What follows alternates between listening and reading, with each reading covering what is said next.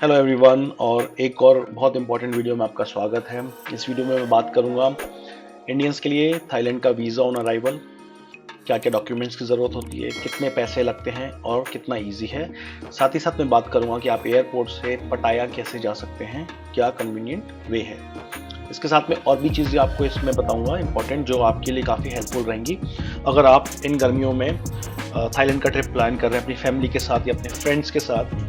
तो काफ़ी आपके लिए ये वीडियो हेल्पफुल रहने वाली है और मैं आपको सब कुछ अपने पर्सनल एक्सपीरियंस से बताऊंगा, क्योंकि अभी मैं खुद 1 महीना पहले थाईलैंड होके आया हूँ करीबन 1 हफ्ते के लिए, और काफ़ी शानदार ट्रिप रही। तो वो सब चीज़ें मैं डिस्कस करूँगा कि कैसे आप वीज़ा ऑन अराइवल ले सकते हैं। तो चलिए बात करते हैं। मैं थाईलैंड गया था सिंगापुर होता हुआ। तो सिंगापुर से मेरी फ़्लाइट थी।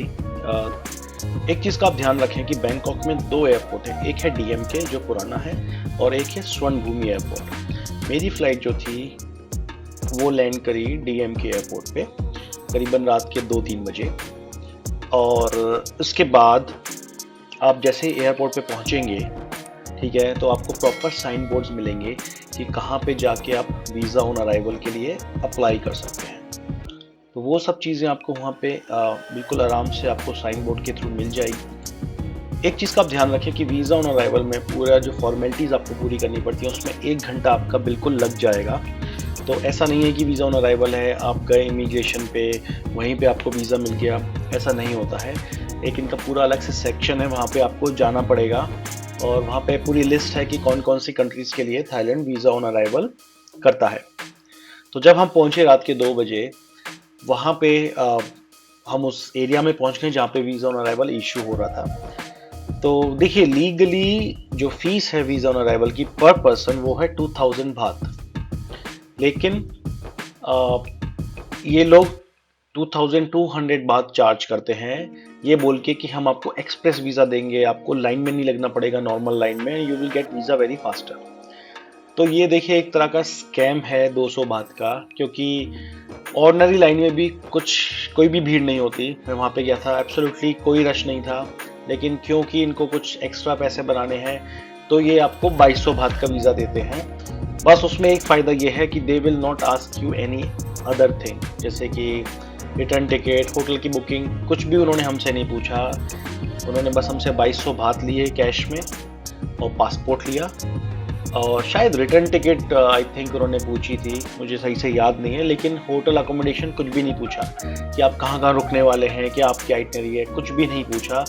और विद इन 30 मिनट्स उन्होंने हमें वीज़ा ऑन अराइवल का स्टैंप लगा के दे दिया। देखिए, दूसरी तरफ अगर आप उनको आर्ग्यू करेंगे कि भाई ऑफिशियल प्राइस इज 2000 बात, यू आर चार्जिंग 2200, तो हो सकता है वो आपसे और एडिशनल डॉक्यूमेंट्स मांगे, आपको थोड़ा परेशान करने की कोशिश करें, क्योंकि वो आपको 2200 बात की रसीद भी नहीं देंगे। जो लीगल रसीद है वो 2000 बात की होती है। लेकिन अगर आप बहुत कॉन्फिडेंट हैं कि ठीक है आपके पास सारे डॉक्यूमेंट्स हैं, अगर वो कुछ भी मांगते हैं आप फर्निश कर सकते हैं, you can definitely argue with them, और हो सकता है आपको 2000 में वीज़ा मिल जाए, बहुत बड़ी पॉसिबिलिटी है। लेकिन अगर आपको टाइम वेस्ट नहीं करना है तो मैं यही सजेस्ट करूंगा कि आप 2200 बात दीजिए और आराम से निकलिए, क्योंकि वो कुछ भी क्वेश्चंस आपसे पूछेंगे ही नहीं, जैसे उनको 2200 बात मिलेंगे। तो हमने उनको पैसे दिए, पासपोर्ट दिए, जल्दी से हमारा वीज़ा लगा। उसके बाद हम एयरपोर्ट के बाहर आ गए, क्योंकि रात के 2-3 बजे हुए थे तो मोस्ट ऑफ द शॉप्स बंद थी। तो हम बाहर निकले तो बड़ी मुश्किल से हमें एक सिम कार्ड की शॉप मिली, वहाँ से हमने एक सिम कार्ड लिया।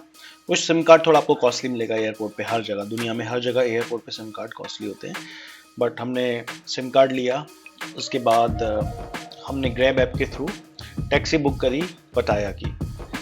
अब टैक्सी के थ्रू अगर आप पटाया जाएंगे तो आपको 2 से 2.5 घंटे के बीच में लगेंगे, लेकिन राइड बड़ी कंफर्टेबल रहेगी, क्योंकि देखिए एयरपोर्ट से जो बस की कनेक्टिविटी है पटाया की वो बहुत ही पुअर है। तो मैं आपको यही बोलूँगा कि आप उस पर निर्भर ना रहें और आप टैक्सी बुलाएं पटाया की। हमने टैक्सी बुलाई, हम पटाया पहुंच गए 2 से 2.5 घंटे में। होटल ऑलरेडी हमने बुक कर रखा था और वहाँ पे चेक इन कर लिया। तो हमारा 3 दिन का ट्रिप था पटाया का। वो 3 दिन स्पेंड करने के बाद हम बैंकॉक आ गए, क्योंकि थोड़ा बैंकॉक भी घूमना था। उसके बाद हमारी फ़्लाइट थी। तो अब देखिए, पटाया से बैंकॉक आने के लिए वहाँ पे बसेस भी हैं, लेकिन मैं ये बोलूँगा कि आप बसेस पे ज़्यादा भरोसा ना करें, क्योंकि पहले हमने बस से ही सोचा था, 1 बजे की हमारी बस थी और हम 12:30 पे बस स्टैंड पहुंच गए थे, लेकिन हमें टिकट ही नहीं मिल रही थी क्योंकि बस फुल हो चुकी थी और हमें 3 बजे के बस की टिकट मिल रही थी। तो सबसे बेस्ट अगेन टैक्सी है, आप ग्रैब करें और टैक्सी से पटाया आ जाएं। दूसरा तरीका ये है कि आप बस स्टैंड पहुंच जाएं, ठीक है, तो वहाँ पे आपको अपने जैसे और भी लोग मिल जाएंगे, तो आप टैक्सी शेयर भी कर सकते हैं। तो हम लोगों ने टैक्सी शेयर करी थी, हमें 2 लोग और मिल गए थे, तो हमने जो भी रेंट था वो हाफ हाफ बांट लिया था। तो ये ज़्यादा अच्छा तरीका है, आप बस पे बिल्कुल रिलाई ना करें। बैंकॉक में या पटाया में टिकट मिल भी सकती है, नहीं भी मिल सकती है, तो आप कोई और साधन, मेरे ख्याल से टैक्सी ज़्यादा अच्छा है, राइट। तो ये कुछ कुछ बातें थी जो मुझे आपको बतानी थी अगर आप थाईलैंड का ट्रिप प्लान करते हैं। मैंने अपनी ट्रिप में पटाया और बैंकॉक ही कवर किया था, क्योंकि फुकेत और फीफी आइलैंड के लिए आपको और टाइम चाहिए। प्रोबेबली वो मैं नेक्स्ट अपने ट्रिप में इसको कवर करूँगा।